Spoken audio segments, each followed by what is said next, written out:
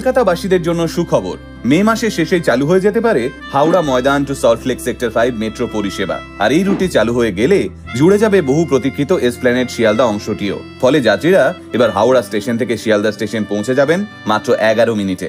আর হাওড়া থেকে সল্টলেক সেক্টর 5 এ পৌঁছতে সময় লাগবে মাত্র 25 মিনিট কিংবা তারও কম। মেট্রো সূত্রে খবর, ইতিমধ্যে শিয়ালদা এসপ্ল্যানেড রুটটি পর্যবেক্ষণ করে গেছেন মার্কিন সংস্থা ইন্টারন্যাশনাল সেফটি অডিট অ্যাসোসিয়েশন। তাদের ছাড়পত্র এলেই এই অঞ্চলটি দেখতে আসবে কমিশনার অফ রেলওয়ে সেফটি। এই দুই সংস্থার ছাড়পত্র এবং রাজ্যের তরফ থেকে ফায়ার প্রুফ ছাড়পত্র হাতে এলেই বহু প্রতীক্ষিত এসপ্ল্যানেড শিয়ালদা রুটে যাত্রী নিয়ে ছোটা শুরু করবে মেট্রো। এই সমস্ত প্রক্রিয়া পার করতে করতে গোটা এপ্রিল মাসটা লেগে যেতে পারে বলেই মেট্রো কর্তাদের মতামত। তারপর মে মাসের শুরুর সপ্তাহগুলোতে কিছুদিন ট্রায়াল রান করানোর পর মে মাসের শেষের দিকে শুরু হতে পারে বাণিজ্যিক পরিষেবা। আর একবার এসপ্ল্যানেড শিয়ালদা রুটে এই পরিষেবা চালু হয়ে গেলেই জুড়ে যাবে হাওড়া ময়দান টু সল্টলেক সেক্টর 5ও। তাহলে কলকাতাবাসী তৈরি তো?